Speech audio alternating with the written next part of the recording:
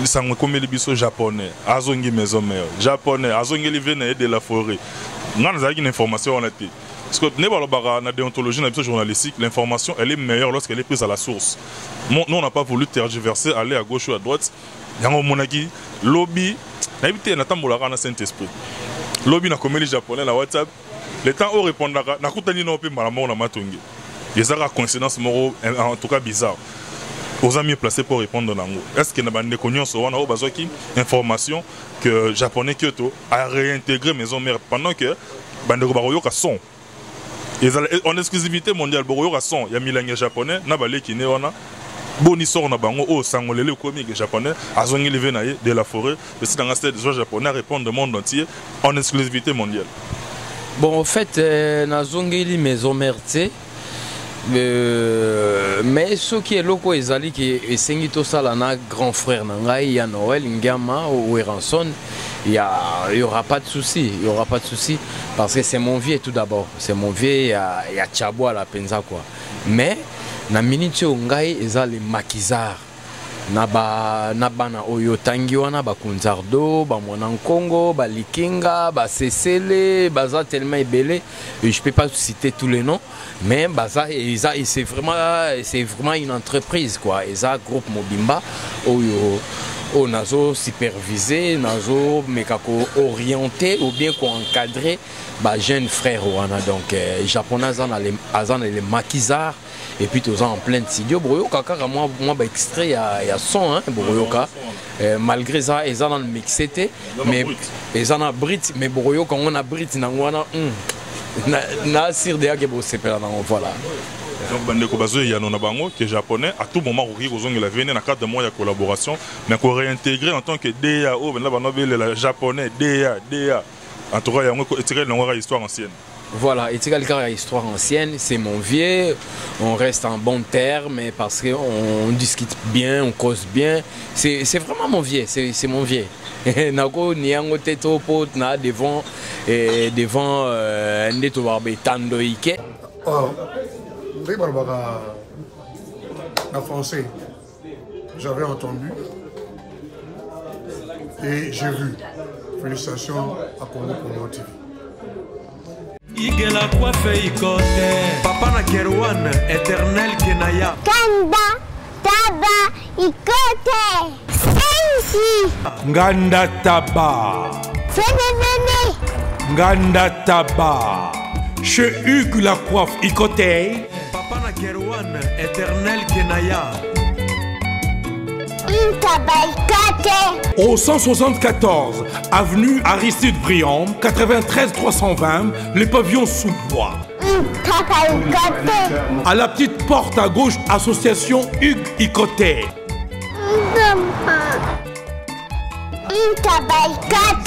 01 41 55 0000 Ntaba Ikoté.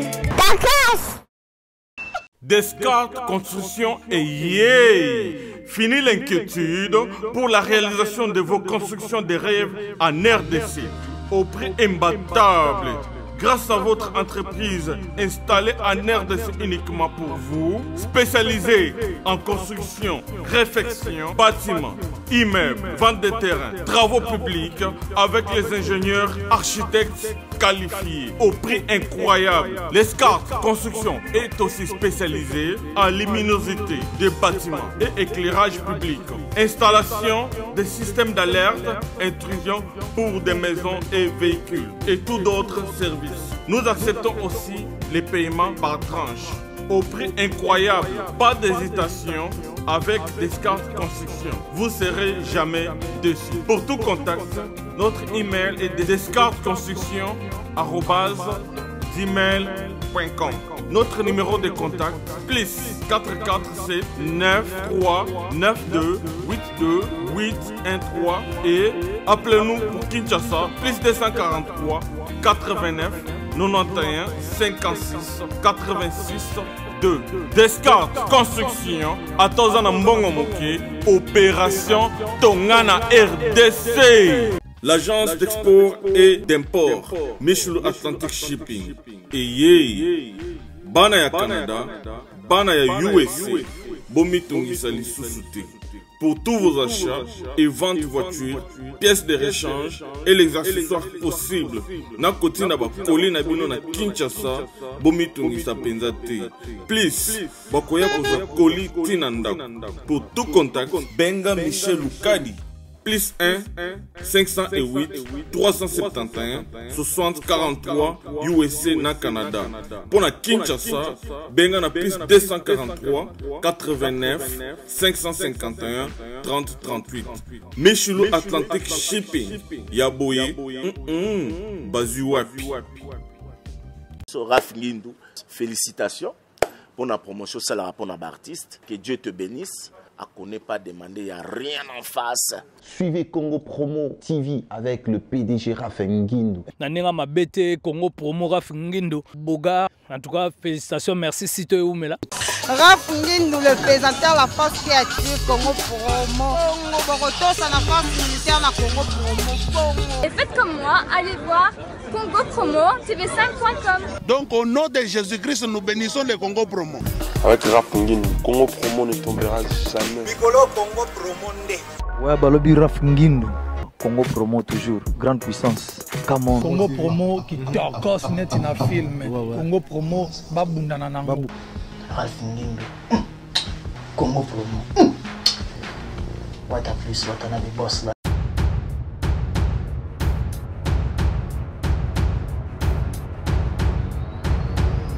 Mesdames, Messieurs, vous qui nous suivez à travers le monde, c'est toujours un grand plaisir que accorder une attention particulière, raison pour laquelle la grande équipe de Congo Promo, dirigée par celui qu'on appelle Monsieur l'ingénieur Raph Ngindu depuis les États-Unis, à qui je ne cesserai de dire grand merci, parce que grâce à lui que nous autres nous sommes sur le devant de la scène, au four et au moulin, derrière la caméra, malgré qu'il fait noir, mais Tozawana, la grande équipe en tout cas, équipe mobile, petit Nanga Cédric Bakamana, professeur des élèves, encadreur des sorcières à Zawana, tout fait tout flamme, nous avons dans la commune de Kalam, précisément dans le quartier Matongé, sur l'avenue Oshwe A7, place au moment où mutu nangai mutu nangai pesa ramon ndenge moko boy moi ba coin moi bonzengas oyo eza bongo na salon ya frère na biso Serge Mangala Gino Mangala.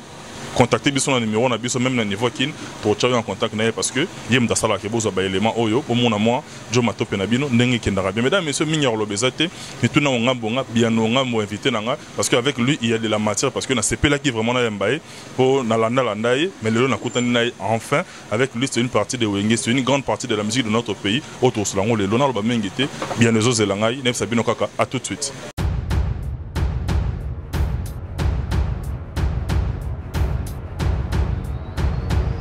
Mesdames, Messieurs, Bolandi annonce Nabiso, mon invité juste à côté de moi. Nous sommes assistés et supervisés par le CG Android Vasco Mabiala. C'est-à-dire que tous en ça lui plaisir à trop. Nzamba Sungi a PC Santé Makasi en tout cas, grand plaisir à trop. Japonais Kyoto. Mesdames, Messieurs, Oboyoka Ndombolo. C'est-à-dire, à moins que vous contredire Ngai. Rythmique Wana, Ndombolo, comme identité musique congolaise, et ça qui est inspiré par quelqu'un.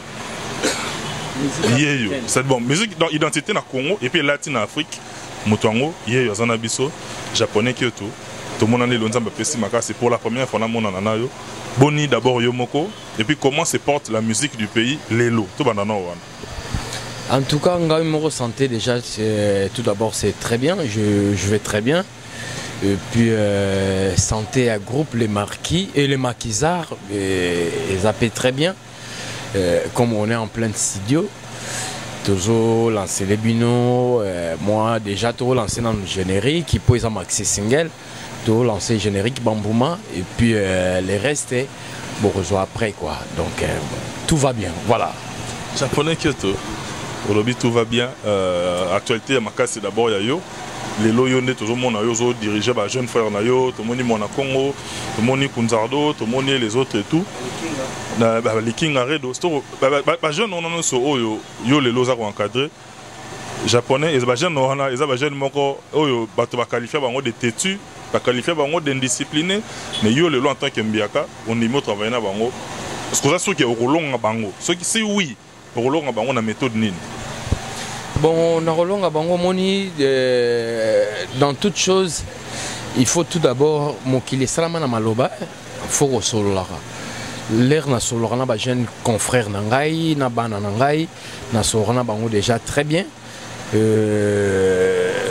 balobara déjà respect à réciproque. Donc réciprocité wana on a ça na ba jeune frère nangai to na bana nangai. Et moi je trouve que ça va bien, ça va très bien, et il y a pas d'anomalie, il y a rien du tout, donc ils ont marché vraiment très bien quoi. Donc je pense, et puis j'en suis sûr et certain, j'en suis persuadé que ça va marcher. Ça va marcher, et puis talara ndenge nzamba zo bombela biso o nzamba zo a bombela biso quoi o yozali boso poto yebarate nyoso to ya kana no yankolo po biso nyoso to sala tout d'abord nzambe. Hein, si le lobby que CG Vasco Mabiala, bonne santé, donc c'est Nzambe, c'est le Dieu tout-puissant, créateur du ciel et de la terre. Voilà, donc les Nzambe mutasali grâce on a posé Nzambe te lelo et ça moi mon boulot quoi. Mais tellement Nzambe azalra Nzambe à Bolingo, yango zomona CG Vasco Mabiala et Panangaza CGT, Panangaza manager, big manager et puis fondateur du groupe Oyo, les maquisards, voilà. Japonais Kyoto, bateau belé, je dis bien bateau parce qu'à chaque fois qu'il y a un annonce à Yamamoto, la question est de partout dans le monde parce que la couverture médiatique elle est universelle dans le cadre de Congo pour moi. Très vite vitesse à YouTube, à l'instant même, l'émission est diffusée, partout dans le monde. Comme les bisous japonais, azongi maison mère, japonais, azongi les veines de la forêt. Nous avons une information en été. Parce que dans la déontologie, dans la journalistique, l'information elle est meilleure lorsqu'elle est prise à la source. Nous on n'a pas voulu tergiverser, aller à gauche ou à droite.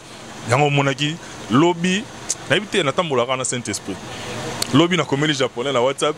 Le temps où répondra, na kutani no pe malamu na matongi. Des coïncidences moraux en tout cas bizarres. Aux amis placés pour répondre dans est-ce qu'il y a des connaissances ou des informations que le Japonais Kyoto a réintégré maison mère pendant que Bandeko Baroyoka sont en exclusivité mondiale Baroyoka sont il y a milange japonais na balé qui né wana boni sort na bango o sangolele comique japonais azongi levé na de la forêt et c'est dans un stade japonais répondre au monde entier en exclusivité mondiale. Bon en fait nazongi maison mère mais ce qui est loco ezali qui est sengito sala na grand frère nangai ya Noël Ngama ou Eranson il y aura pas de souci, parce que c'est mon vieux tout d'abord, c'est mon vieux il y a Tchabo à la penza quoi. Mais na minute ngai ezali maquisards na bana oyo tangi wana ba Kunzardo ba mwana Congo ba Likinga ba Sesele baza tellement ebele et je peux pas citer tous les noms mais baza c'est vraiment une entreprise quoi eza groupe Mobimba oyo o nazo superviser nazo mekako orienter ou bien ko encadrer ba jeune frère wana donc japonais azan les maquisards. Et puis tous en plein studio Boroyoka car moi bah extrait il y a son hein Boroyoka malgré ça ils ont dans le mixé mais ils ont un Brit mais Boroyoka on a Brit nangwana na sir de que c'est pas voilà. Donc bandeko bazo ya nona bango que japonais à tout moment ko kozonga la venir dans cadre de mois de collaboration mais ko réintégrer en tant que DAO ben là la japonais DA en tout cas il y a un tiré dans histoire ancienne. Voilà, et c'est une histoire ancienne, c'est mon vieux, on reste en bon terme parce qu'on discute bien, on cause bien. C'est vraiment mon vieux, c'est mon vieux. Nako niango teto pot na devant ndeto barbe tando ike, mais nako niango te c'est vraiment mon vieux.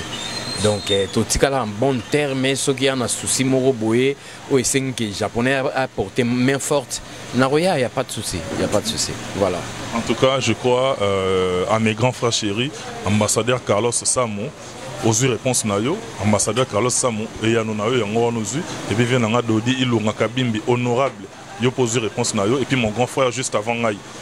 Tom Samatope, le plus crédible de la famille, et Yano, Nituna Botuna Kinga, Yango na Komisi, tout ça a salon, et pas Serge Mangala, na Oshwe A7, place au Bakwafaranga, na Bandele Soussou. Serge Mangala, donc on a pensé à Kati quoi, Serge Mangala. Malgré tout le monde on a mis été mais il y a une famille à Zayabouala donc japonais Kyoto, parlons encore à Vienna de la forêt, va souvenir d'abord on est aux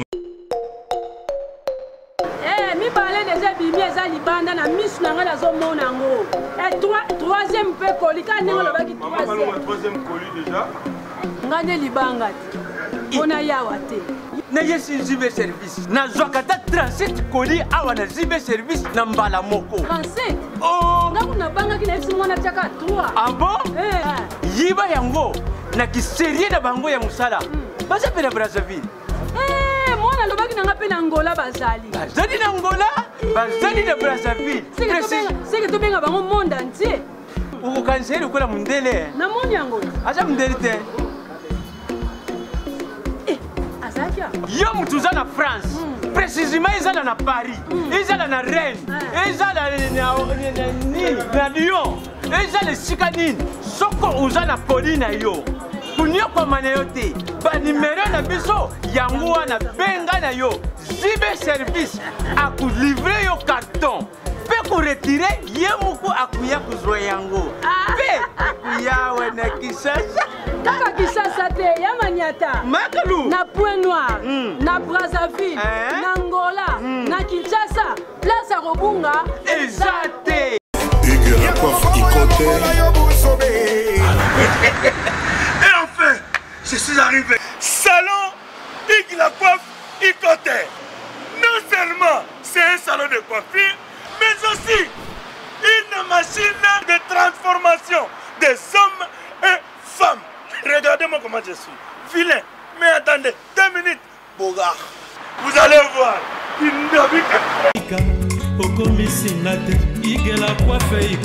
Hugues la coiffe Ikote, votre salon de coiffure mixte afro-européen situé sur la Nationale 3 au 174 avenue Aristide Briand, les pavillons sous bois. Pour plus de précisions, veuillez nous contacter au 01 41 55 00 00 ou encore sur notre site hugueslacoiffeikote.com. Nous sommes ouverts tous les jours de 8h à 20h, même les jours fériés. Hugues la coiffe Ikote, l'homme qui coiffe la ville. Hugues la coiffe Ikote, le salon de coiffure mixte afro-européenne de proximité. Au 174 avenue Aristide Briand, les pavillons sous bois sur la Nationale 3. Un seul numéro, 01 41 55 00 00. La beauté de votre chevelure chez votre frère. Hugues la coiffe Ikote, même père, même mère. Chikicha, chikicha, cha cha. La beauté peut tout changer. Salon Hugues la coiffe Ikote. Quelle beauté! Sexy pour les femmes, ndindindi pour les hommes. Il y a Wenge. Wenge, parce que yoza Wenge, yoza maison mère tegi. Kaka maison mère ça dit yoza Wenge. Na ba structure nyon so oyo leka. Na musique mboka po yo travailler bien na ba star libande belé. Mais na mboka kaka. To bandi na Wenge 4x4. To longo na Wenge 4x4 toye na Wenge maison mère. Toye na les marquis, na les maquisards lelo. Réalité biso en quelques minutes kaka. Ba passage non ba groupe on nyonso. Qu'est-ce qui t'a marqué et puis ba erreur nini wana o lelo ko bandela ngote pour kumbela bien na balekina. En tout cas na Wenge il est bien. Il est bien, Nazalaki bien aimé.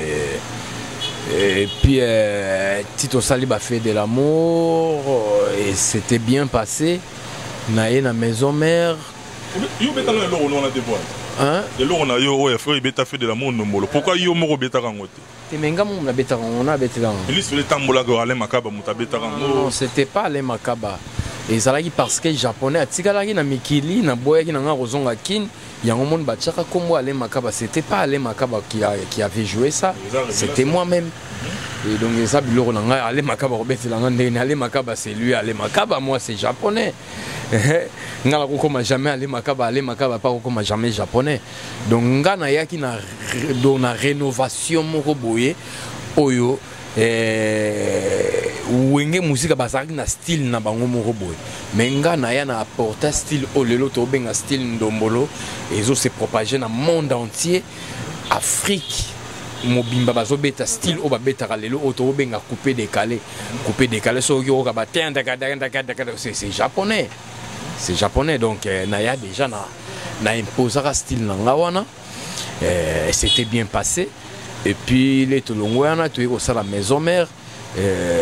Tu as l'album ebele, na bandi na intervention rapide, tu es au sala ba solo la bien, ba Teresa Mine, ba Kibui Sampimpa, ba Alakelele, wana kaka na makamba ki wenge, mais soto bito longa en dehors ba wenge, soto bito longa en dehors ba wenge, na beti ba ultimatum, na ba Kofi, na beti ba Somotro, na ba Papa Wemba, na beti ba Sixefu, na ba Defin Meneya, na beti ba Malolo lolo na ba Mewei, na beti na ba Youssou, na beti na ba Salif Keita, Carolina Wilo Longomba. Na Wilo Longomba Carolina, avant que Carolina to beta na gâter les coins. Gâter les coins c'était quoi? Moi na mobali ya baki mondongo ouais, gâter les coins yagi je m'appelle Coupé Bibamba Nzinza Koti wana yagi avant Carolina pour Wilo to sali neti 3 albums to sali na gâter les coins to sali oya Carolina na Superman.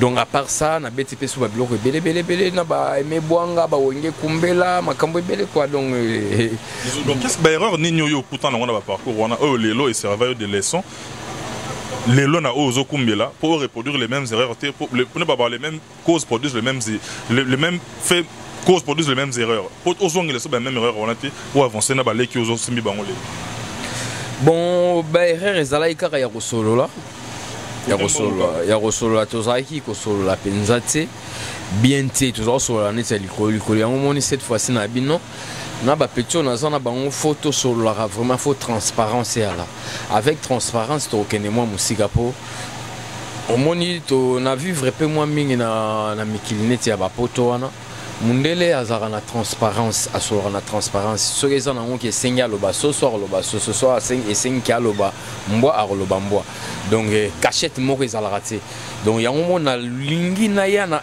esprit wana na ya na ngote mena ye na esprit wana vers ba jeune confrère na ngo bien bana ou bien ba leki on a d'autres travail na bango na zarana bango quand même na moi transparence wana pour to aboutir na quelque chose pour mon Michael Jackson azara na orchestre ara na groupe na yo wana e umela ya kosakana te ezala rare ba même musicien pour na nini azaro so wana bango na transparence biso ba groupe et où mais la raté pour nani transparence et à la raté to lingi esprit à kulu dimbatro qui a ngande leader à savoir que na bango ba que na bango mais non et aussi il contribue bazo contribuer moi-même japonais je peux pas tout faire malgré je suis polyvalent na salle ramakama na salle tout na koyemba sente drum mbonda maracas et tout ba guitare tout na salle mais je peux pas tout faire à la fois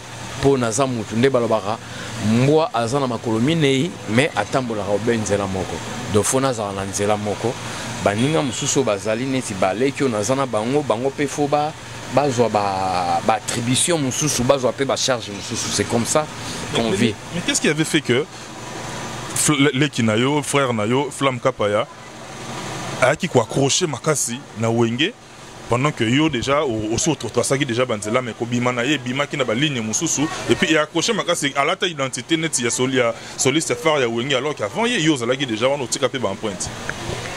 Flamme Kapaya vraiment c'est un frère, c'est vraiment mon petit frère. Si Oloba Bongo Flamme Kapaya c'est moi qui l'a orienté.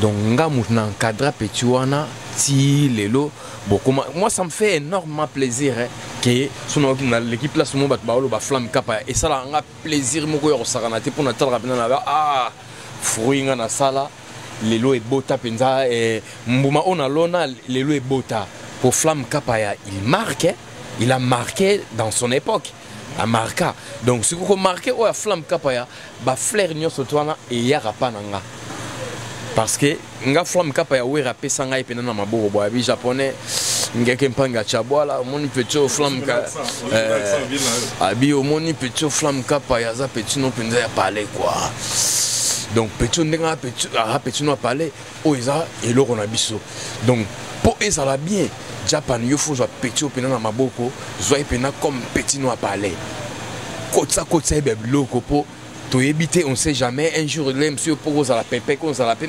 maladie cause la potoza batu naza libendete na ko bela pe et ko handicapé quelque part pour handicapé te ya on vient na tindela nga flamme na cotissier babiloko na encadré petit wana et puis petit penal to senti que petit commis mire ya on monte comment tika que ah flamme capable à jouir parce que c'est mon petit que j'aime beaucoup pour à ça la fierté à japonais sans flamme capa ya fierté à japonais ngazate pour flamme capa aller azobeta batba otala ki ah identité à japonais mais à ça on peut na moi ndenge morobo abaxi moi eloro morobo voilà donc et ba flair wan surtout zonga rasiringa ça me fait énormément plaisir to longo na wenge to ye na les marquis badwa mona badwa ka japonais morobo ya limona ye ba mona ye wona ressurgir na les marquis japonais l'immortel ozongi na les marquis moto wana les marquis et quand il banda bino mo bobomi yango c'était quoi la cause principale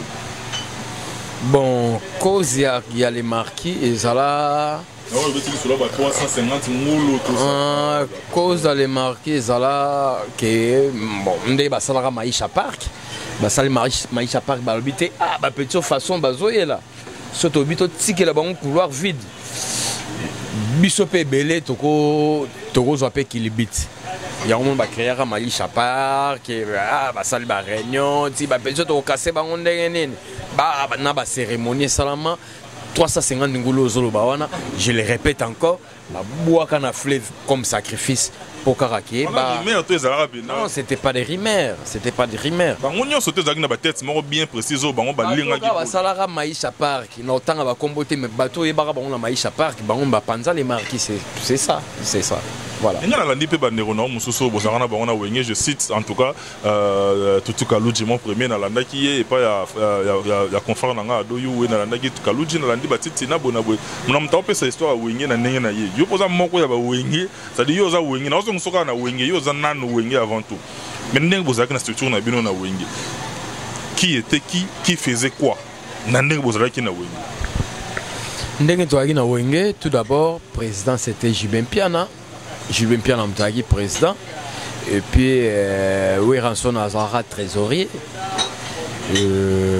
Didier Marcela fondateur ndenge toyebi kaka chef de répétition à l'époque c'était Titina et puis avec les autres Mutumutazako a apporté moi un plus nae Mutumutazako a apporté main forte nae ndenge zalaka kanga pe japonais le naeka nae par na apporté pe o yangai nga muto yaka nanga ndenge lobika vi nanga chabola Weranson atindaka 5000 was na Wanya Fataki. Donc Wanya Fataki bayaka à l'époque j'étais encore tout jeune nazara na station Japan pambuta mutu rajakula batindi 5000 wasi na Wanya Fataki bangonde bayaka na tinela barajakula baye kutu na marque ya kulu dimbakaka ba po bazo banga rajakula de avie ba Weranson azara de avie mobo ya yanke que so rajakula esprit belé soit timbela rango e ngauza la danger baya ba sollicitanga ya japonais ndenge nini Weranson lukayo wenge musika bana posa na yo boy na boy ba yibanga ya koyiba tito mata na forêt pa Weranson à l'époque azovana na forêt wana kana ma campagne tokenda kuna tovana na journée bomba to travail ba ngape na zongi na parler na soir na ngonde to kesko la zamba de toke la zamba na beti présentation na beti ba nga ya raté ke na yo sala test nga sa test na wengete nga na yana kota wenge na bandu beta mbala moko et puis na épaté voilà c'était ça ah Japan na bika rozonga porter photo ça l'émission mo na lindanda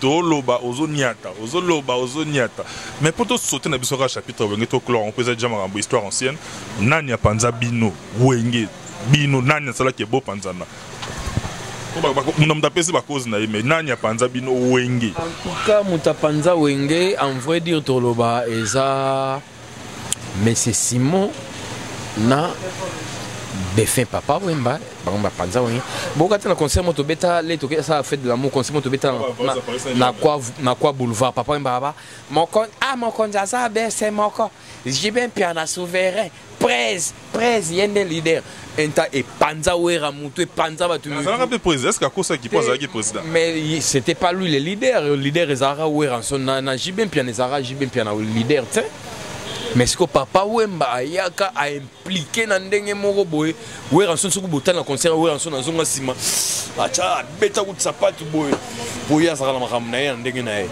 asepela na ngote déjà allez esprit ya kulu dimbe kotaka déjà wana moni kotaka déjà wana comme piano nda aku piano akumbela makamna ngone ndenge mobo kweki on a piano piano donc comment ça mouvement on est ti ndenge pe salaka ke wenge muzika wenge muzika ngwe salaka pe ki mwanga kuna tikala na mikini ti bazonga kin bubaye ba panzanele na mizalela pete na donc na miyebela pete na tikala mikini na okaka koto wenge ki moi comme makambo ko kende pas président ko kende pas ya ba ministre.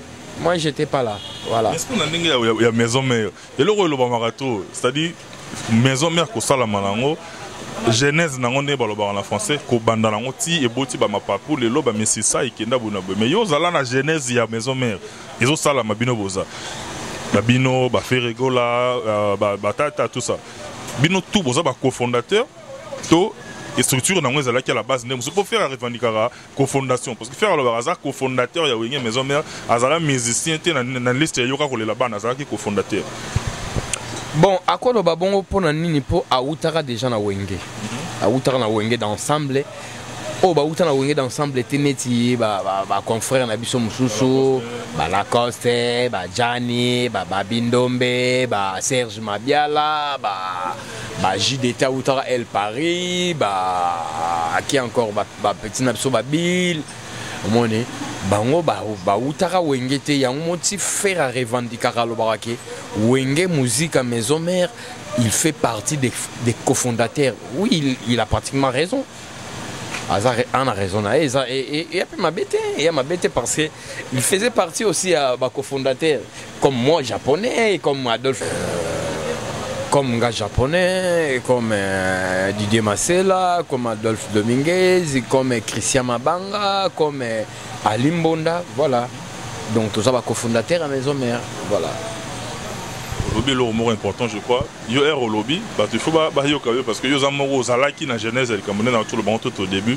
Et bande nyonso parce que moi j'ai eu le temps de suivre Kalouji Titina Landi, na bande tout ba lekaki, bango tout batali sika el moko. Et puis Nathalie sous ancien ya maison mère. Batali si el. Yo c'est Léo bande comme sous Mister Poutine mutunanga na Tcho Salam, bango pe batali sika el moko ba bive na le roi le forêt avec na problème azane gentil mais côté libération zaki net moins. Yango moni bango nyonso ba nota lisaka ba ata ba keke me ba olongaka parce que veno chabo la on dirait côté on a zaki na moi souplesse zaki mo mingi te. Bon, chacun de nous a l'obarapé ndenge ya zomoni la makambo chacun de nous et ndenge to lobara na mokili tout le monde ba kokana raté yo ndenge ozawa na morphologie na ya morphologie na ngate yo posanga te matope donc ngana japonais yo za matope. Donc, ce qui c'est le amona qui vient sonner à Zalagineti Kokoto. Wana Isa c'est Léo, c'est pas moi japonais. Moi, Vincent avec lui, tout ça qui n'a pas bien, ceux qui n'ont pas de problème, on a bien Vincent. Attends, ça tout de suite, mais à Rosala. Bon, n'a évité les appels par rapport aux soucis à ce que je donnais. Ce que je donnais, c'est pas pareil que c'est Léo. Moi, j'étais déjà directeur artistique. Mais c'est moi qui ai arrangé tous les albums de maison mère. Donc, si on a 5 ans, si on a besoin de quelconque, automatiquement, on est fois ça là. Donc, c'était ça. On arrive à voyage, il y a poto, maison mère, il y a poto. Na bon, on a autant comme on na on a biso mo na lola ba avenue lola ba. Donc, étant na zo. Nelly Maloutique. Voilà. Nelly Maloutique. Délégation Kenya. Tu veux que les gens pour les japonais, parce que les japonais ayarati. Naibi niveau balela comprendre que nous avons histoire. Ouais. Nelly Maloutique, on a peine ya histoire. Histoire no change.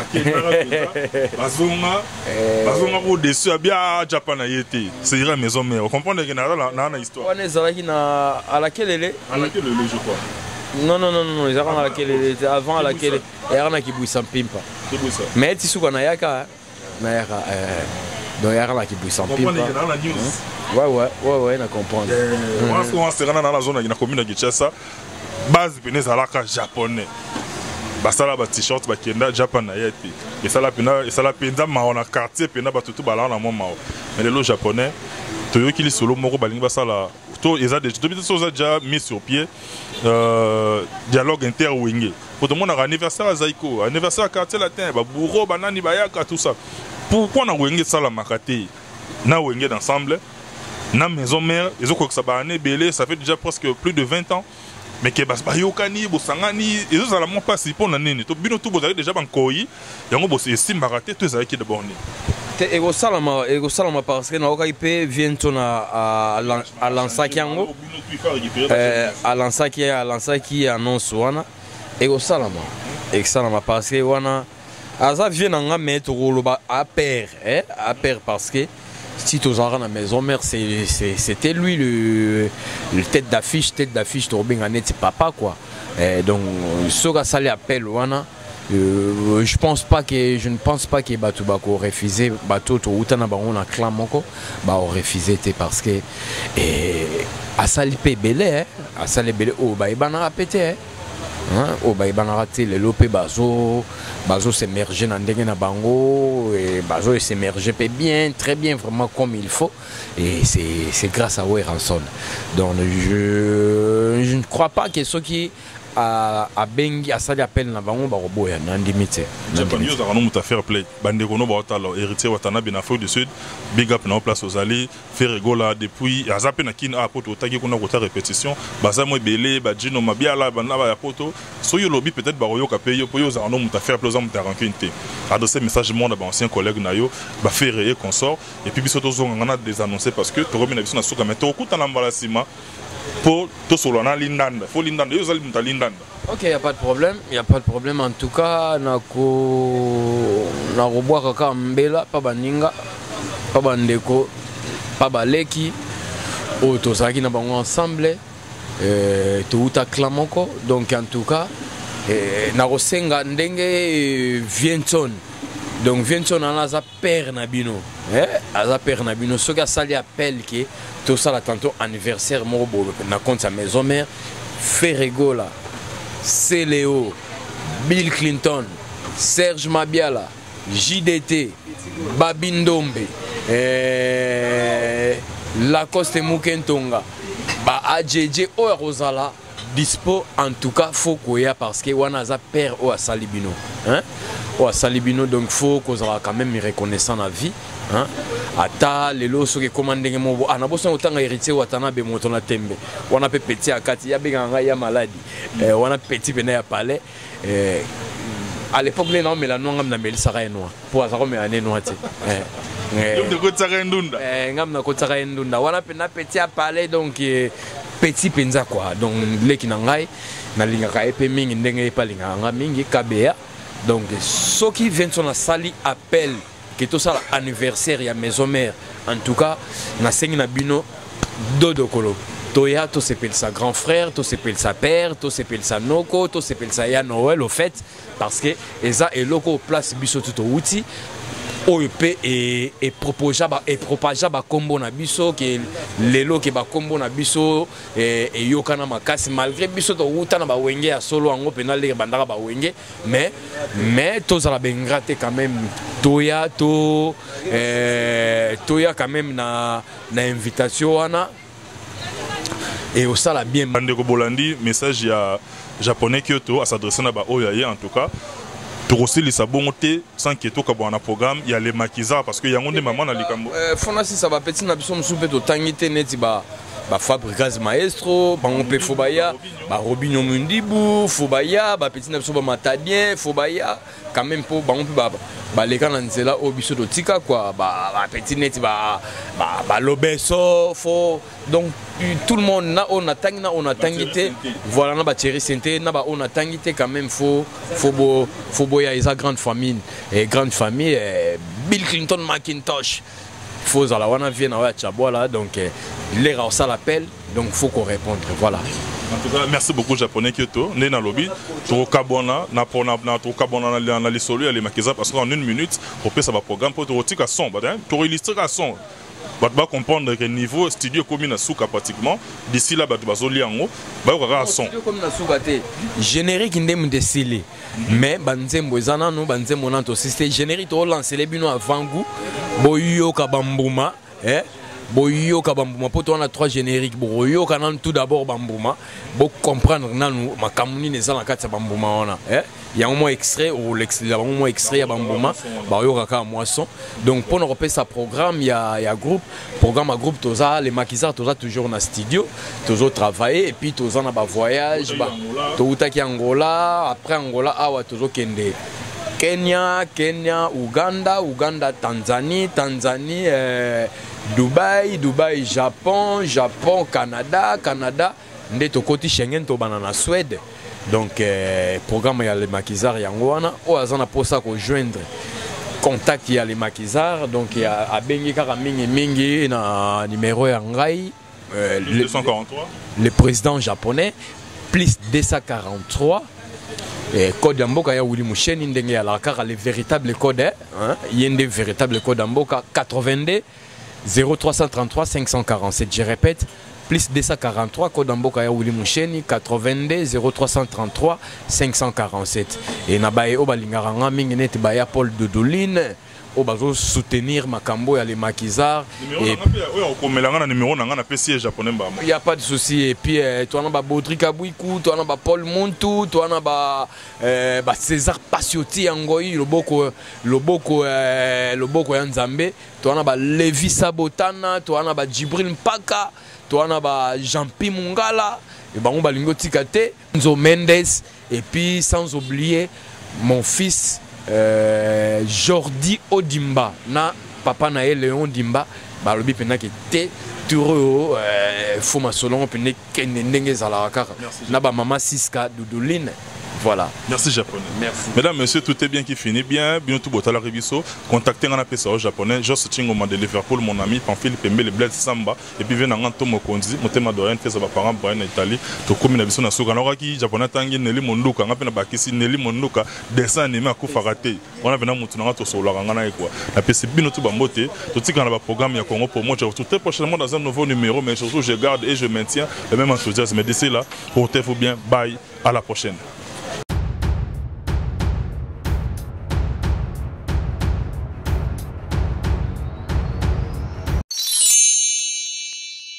Sepela TV et yena makambu ya sikali susu. O ba chaîne ya France eza na kati. Ba chaîne ya Congo eza na kati. Ba chaîne ya Londres eza na kati. O ngomona makambu ya politique ya sika. O parti AA eza na kati. O parti BB.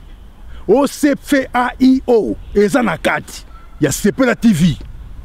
Bouquet comme ya muke boye. O tina poche voyager na ngokeno partout lingi. Na bouquet na Sepela TV.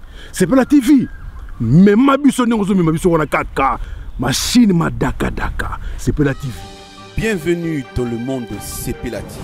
Sepela TV est le décodeur qui vous permet de suivre les chaînes du Congo en direct de la diaspora.